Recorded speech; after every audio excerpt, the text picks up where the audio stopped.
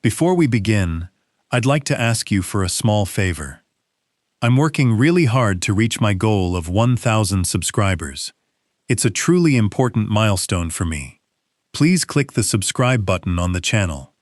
It's just one click, but it gives me massive motivation to keep making more videos. Thank you all so much.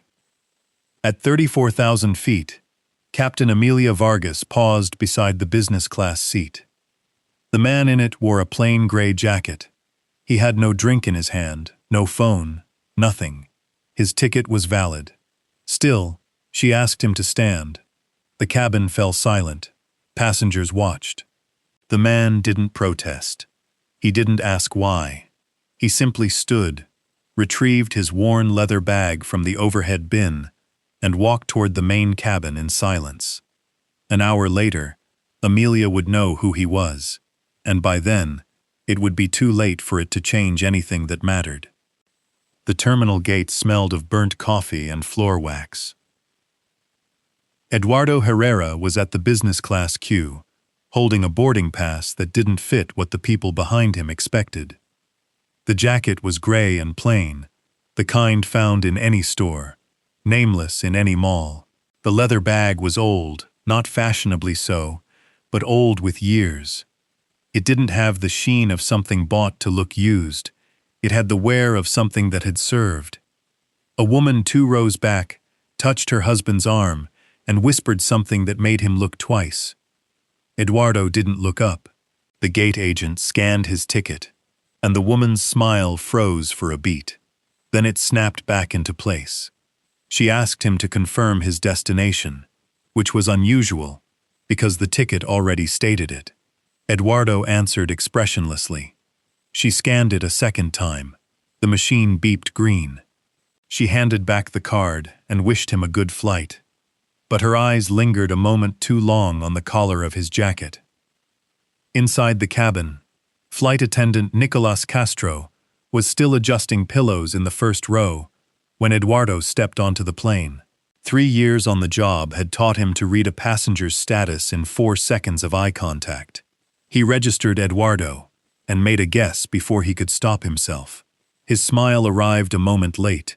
He gestured toward the main cabin. Then he saw the boarding pass in his hand and corrected his course. "This way, sir. Seat 2A. The correction was smooth on the surface. Eduardo gave a small nod and moved down the aisle. Seat 2A was by the window, opposite a woman already settled into 2B. With a glass of champagne, the crew had served before takeoff.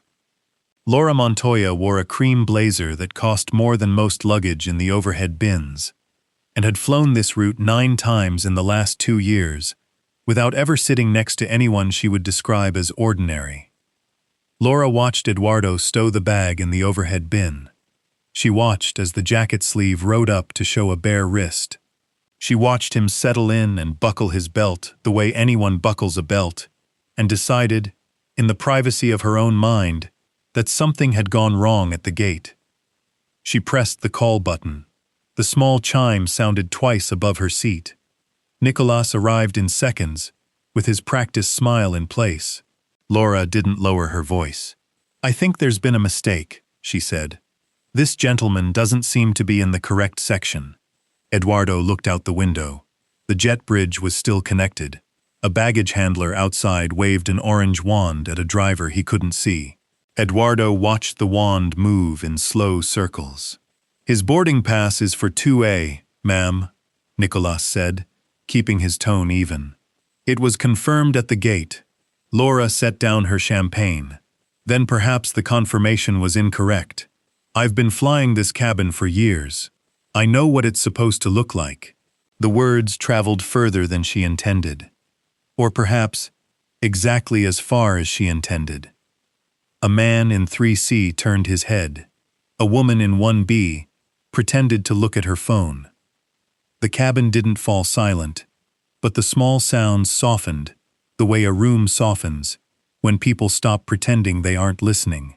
Nicolas felt the temperature of the moment and chose the safest phrase. "Let me check the manifest, ma'am.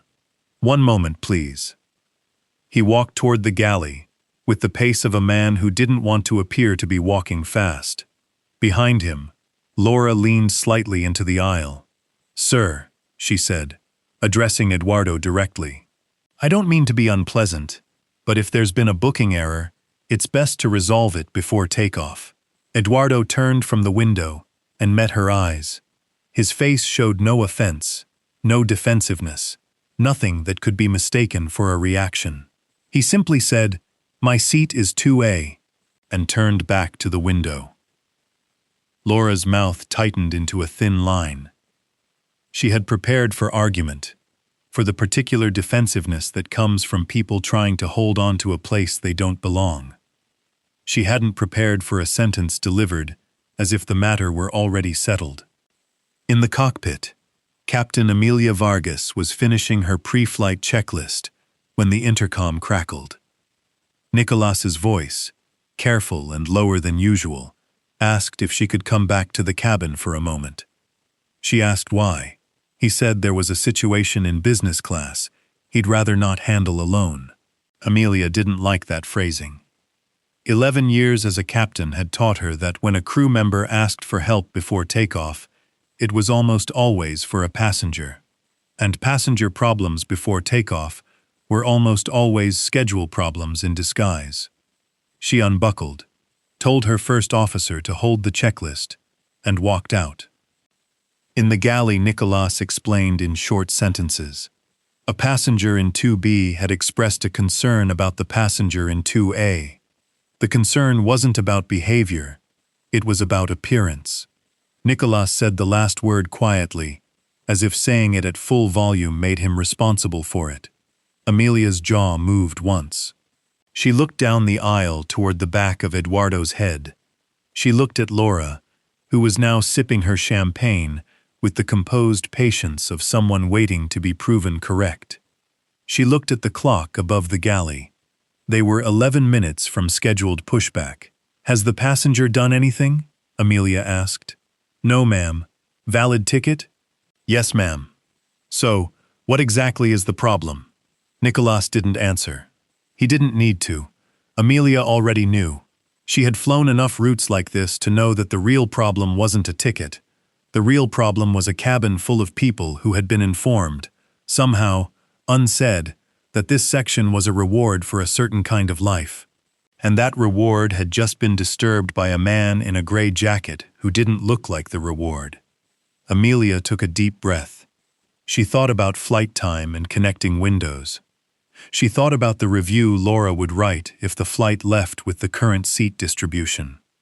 She thought about the 3 complaints already in her file from the last quarter, none of which had been her fault, all of which remained on her record.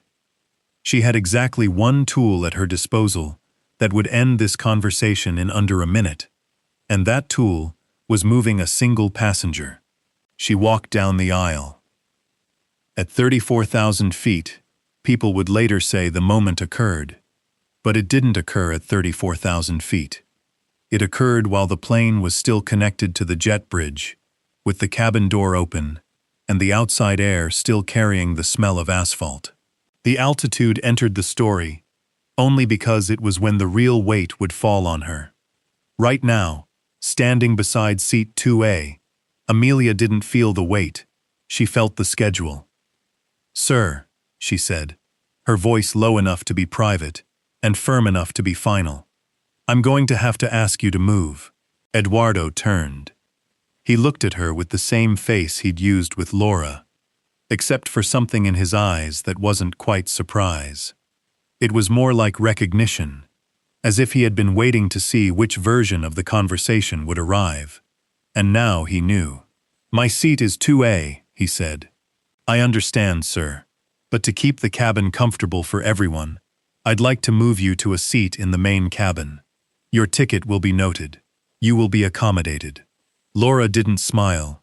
She had the grace not to smile, but her shoulders dropped a quarter of an inch, which was its own kind of smile. Eduardo looked at Amelia for what felt longer than it was. He didn't ask her name.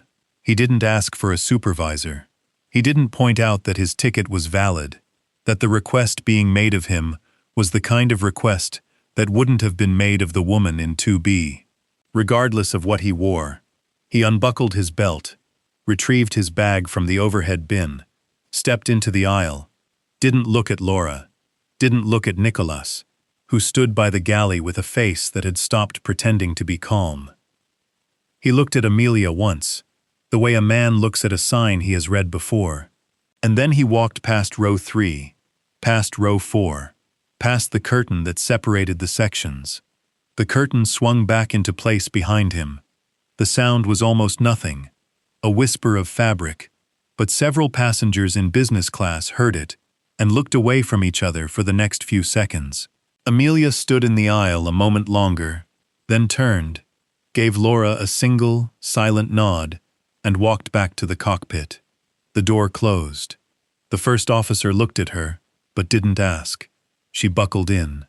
She picked up the checklist where she had left it. Her hands were steady. Her voice, when she made the next radio call, was the voice she had spent 11 years building. Nothing in it suggested that anything had occurred. 8 minutes later, the plane pulled away from the gate.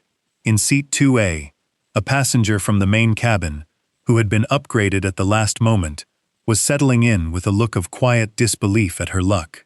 In 2B, Laura Montoya adjusted her blazer and accepted a fresh glass of champagne. Behind the curtain, Eduardo Herrera was seated in a middle seat between two strangers. He placed the bag beneath the seat in front, folded his hands in his lap, and looked straight ahead. He didn't look angry. He didn't look hurt. He looked like a man who had just learned something he had already suspected, and was very quietly waiting to see what came next. The plane reached 34,000 feet. The seatbelt sign went off. In business class, the cabin settled into its designed rhythm, the soft clink of glasses, the low murmur of people who had already decided they wouldn't remember this flight. The curtain to the main cabin remained closed.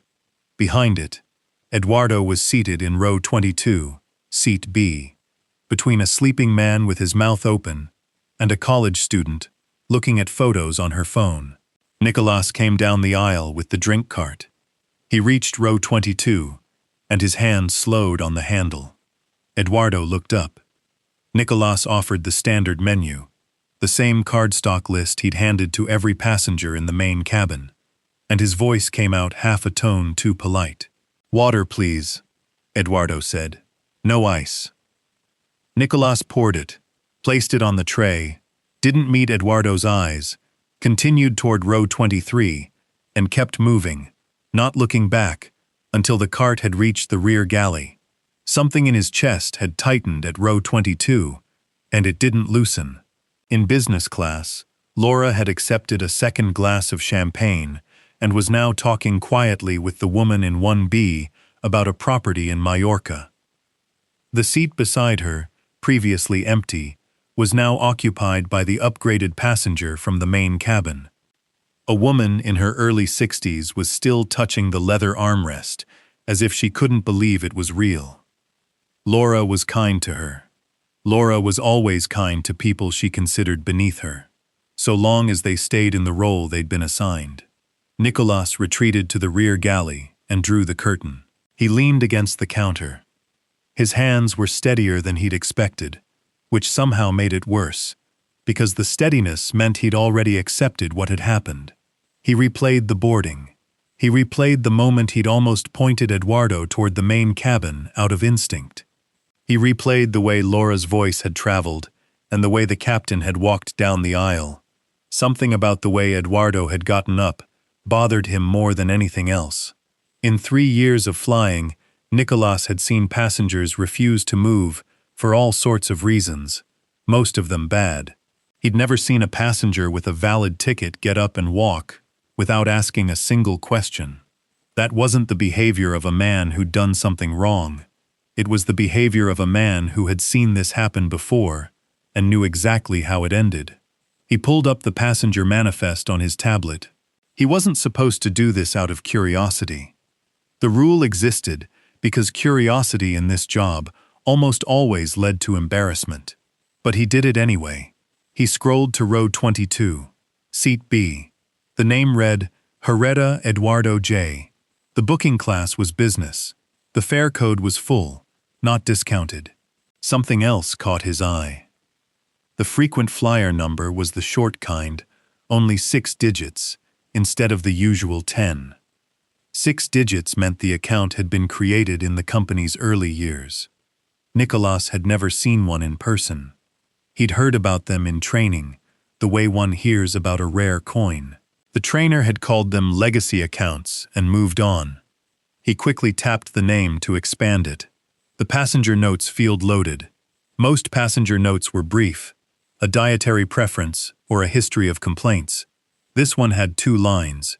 The first line read, No special management, standard service only. The second line read, No class upgrade, no announcements, no alteration of normal routine.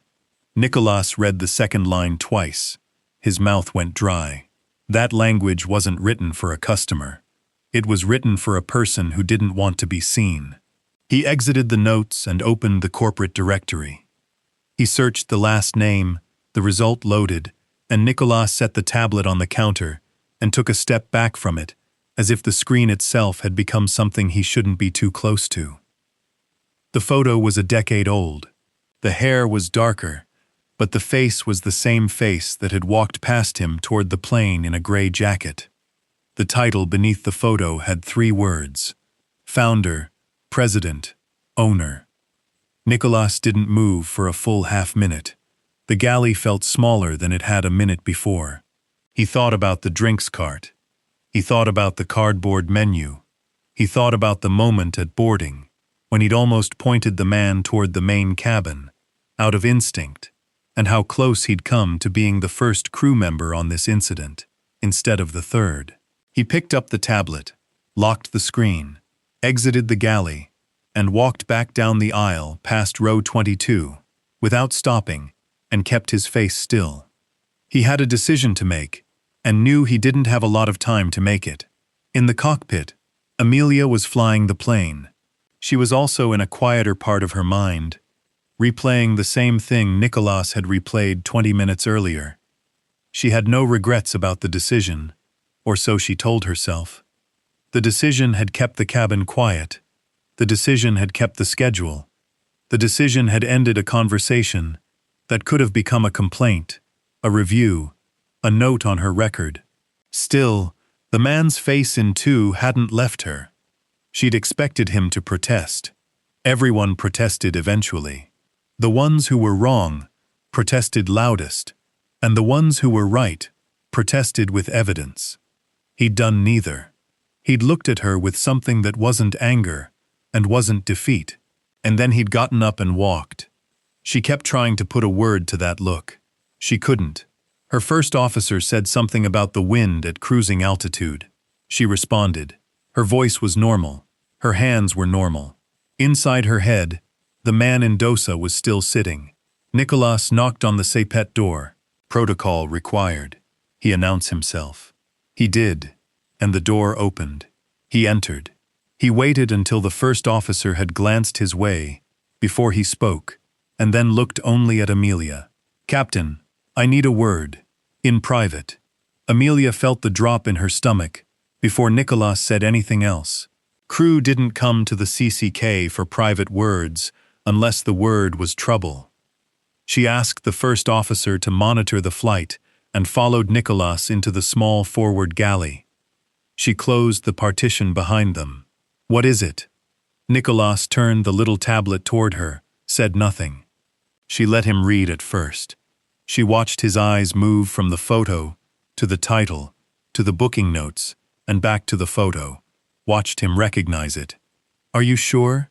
She said. Yes, ma'am. When did you find this? 10 minutes ago, maybe less? Amelia took the tablet, read the passenger notes again slowly. She understood what the language meant. It was the language a person used when they didn't want to be seen. She didn't ask Nicolas about the man flying in business, if he was the airline's owner. She already knew the answer. He had flown in business because that was what his ticket said. He had been sitting quietly in 2 because that was what her ticket said And he had gotten up and walked when she asked him to. Because that was what she had done, and he had decided in that moment to let her be exactly what she was. That was the word for the look. The word was observation. He had been watching to see what she would do. Amelia handed the tablet back.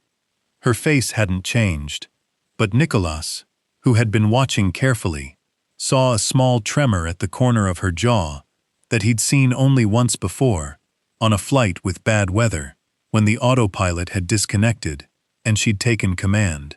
"Who else knows?" she asked. "Only me, Captain." "Keep it that way for now." "Yes, ma'am." She opened the partition, walked back into the cockpit, sat down, resumed the flight. For the next few minutes she spoke, except to respond to a routine radio call, and her first officer, who had flown with her for 2 years, noticed that she checked the same instrument 3 times in a row. In the main cabin, Eduardo hadn't moved. The water Nicholas had served was still on the tray in front of him, half drunk. He hadn't drunk from it. The man next to him had woken up and was now watching a movie with a headset on. The student had fallen asleep with her phone on her chest. Eduardo stared straight ahead. He wasn't expecting anything in particular. He wasn't rehearsing a statement. He wasn't drafting a letter to send when he landed. He had decided all of that on the boarding bridge before he'd even gotten on the plane, when he'd seen the gate agents scan his ticket twice.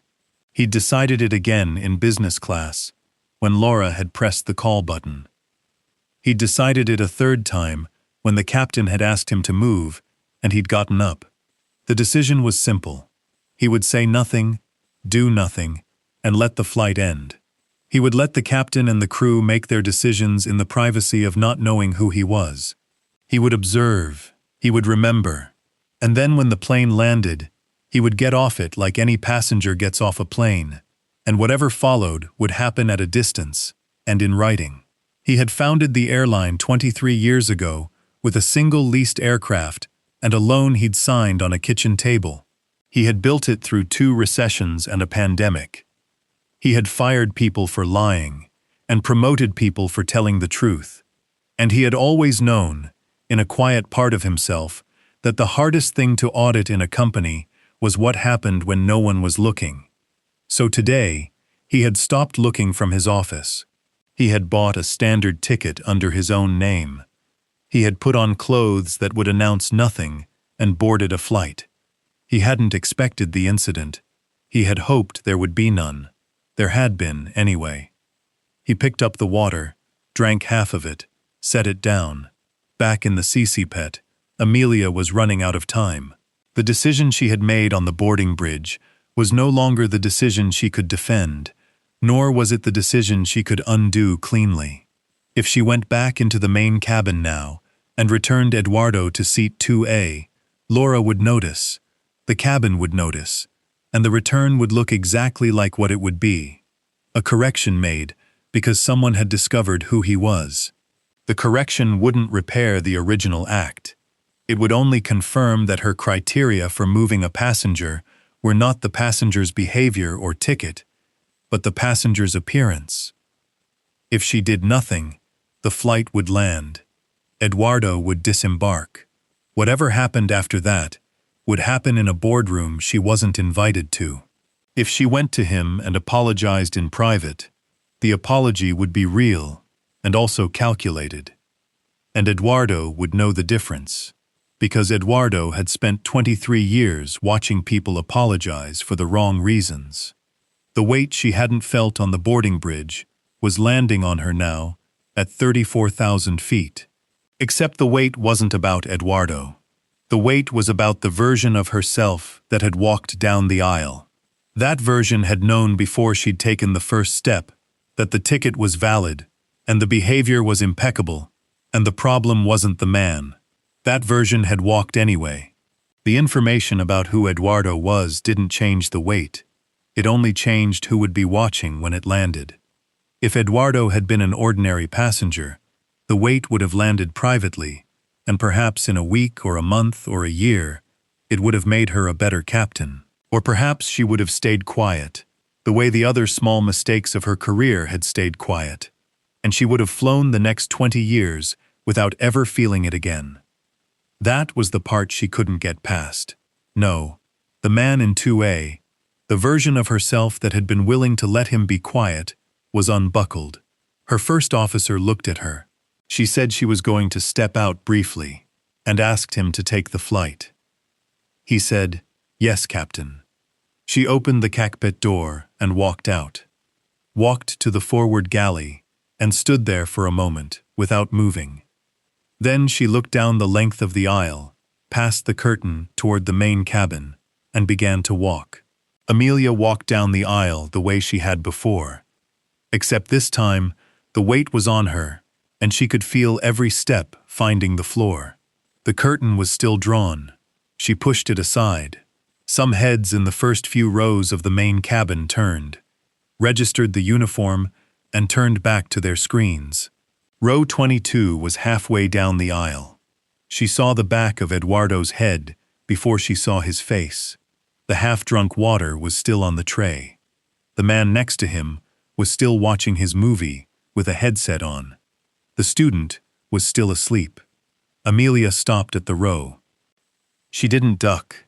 She stood at normal height in the aisle, because to duck would have made the moment a performance, and she had already performed enough for one flight. She spoke low enough that the man with the earbud didn't look up. "Mr. Herrera, might you have a moment?" Eduardo looked up, gestured with one hand toward the empty stretch of aisle beside the row, which wasn't an invitation to sit, but an acknowledgement that she had a right to speak. She took it, didn't start with his name again, didn't mention the manifest, or the notes, or the photo in the corporate directory. She started with the only sentence she had been able to draft in the minutes it had taken her to walk off the flight deck. "I was wrong to move you." Eduardo didn't reply. He watched her. His ticket was valid, Amelia said. She hadn't done anything. "I moved you because it was easier than the alternative. I want to be clear with you that I am not saying this because of anything I have learned since. I am saying it because it was true when I asked you to stand, and it was true when you stood, and it has been true for every minute of this flight. Ever since." She added nothing more. She didn't offer to move him back, didn't offer compensation. She understood now that to offer either would undo the apology, because both would be transactions, and what she had broken was not transactional. Eduardo looked at his hands, then back at her. "Captain," he said, "do you know why I didn't protest?" "No, sir, because the argument would have told me less than the walk."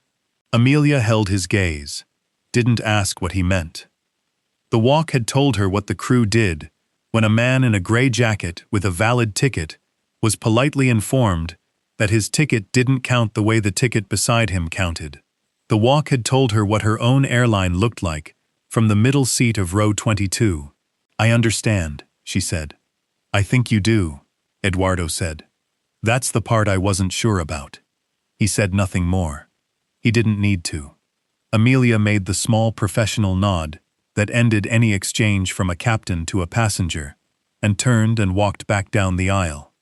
She didn't go to the flight deck yet. She had one more thing to do, and she knew that if she didn't do it before she sat down again, she wouldn't do it at all. She passed back through the curtain into business class. The cabin was as she had left it. Laura was now reading a hardcover book with a glass of wine beside her. The woman from the main cabin, who had been upgraded, slept with a blanket up to her chin. Nicolas was in the forward galley, restocking napkins, with the focused attention of a man who didn't want to be seen. Amelia stopped at row 2. Laura looked up. Her face assumed the polite, slightly curious expression people used when a captain came to speak to them. "Mrs. Montoya," Amelia said, her voice low but not private. "I want to correct something from earlier." Laura put down the book. "Captain, is there a problem?" "There was," Amelia said. "I created it. When you raised a concern upon boarding, I moved the passenger in 2A. I should not have done that." Your ticket was valid. His behavior was appropriate. The only thing I had done was not look like you expected the person in that seat to look. I accommodated that expectation. That was my error, not yours." Laura's face didn't change at first. The training of a certain kind of wealth kept the face still, even when the person's interior was moving. But her eyes flickered once toward the sleeping woman in the main cabin beside her, then back to Amelia. "Captain, I don't think this is the appropriate moment. I am not asking you to respond," Amelia said. "I am telling you what I did, because the cabin saw me do it, and I don't want the cabin to continue thinking that what I did was correct. That's all." She turned and walked back toward the flight deck. Behind her, Laura picked up the book. She didn't open it.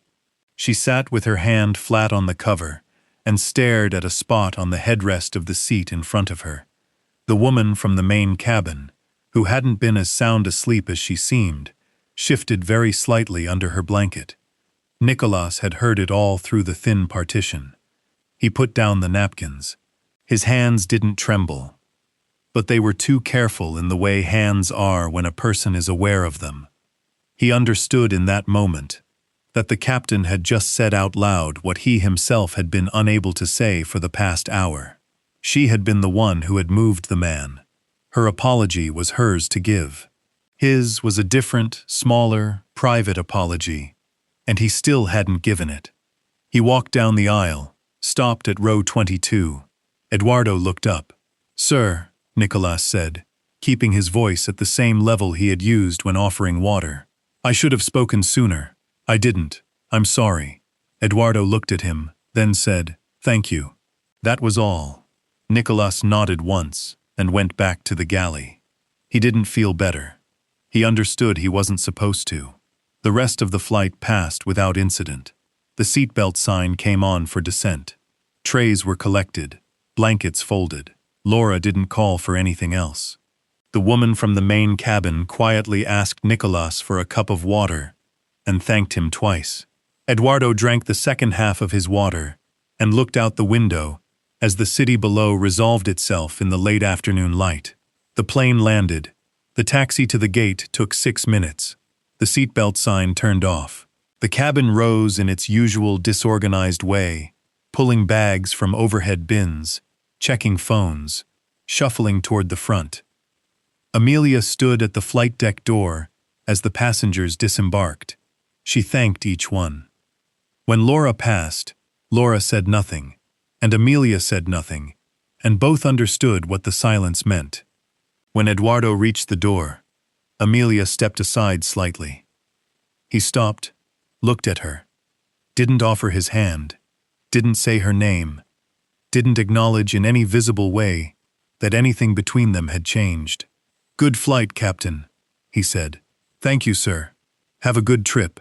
He walked off the plane. He didn't turn. He didn't ask to be rerouted to business class for any subsequent connection. He didn't ask for a supervisor at the gate. He carried his bag down the jet bridge and into the terminal, and from the flight deck door, Amelia watched him go until he was out of sight. She didn't know what would happen next. She suspected there would be a review. She suspected it would be thorough and quiet, and conducted by no one she knew. She suspected the crew would be spoken to separately, and that what had occurred at the gate would be reconstructed minute by minute by people who hadn't been on the plane. She wasn't preparing a defense. She would tell what had happened. She would tell it because she had done it. She would say when she had understood she was wrong, and that she had understood it before she knew who the passenger was. Because whatever the outcome, that was the only part of the story she would keep in mind. The cabin emptied. Nicholas closed the door. The cleaning crew came onto the plane. Amelia sat in the flight deck for a full minute before remembering that she had to file the flight report. When she got off the plane, the jet bridge was empty, and the terminal beyond was full of people going elsewhere. She passed through it, as any captain passes at the end of any flight. And what she took with her was not the outcome. It was the moment she had stood in the aisle, knowing nothing, and still had chosen the heavier error. That was what she would take. And that was what, if she was honest with herself, had to be enough to change what came next. She walked out into the air. The evening air was cold and clean. She walked toward the parking lot without stopping, and the plane behind her waited for the next flight, with the same neutrality with which planes always waited. No memory, no judgment, just the next flight.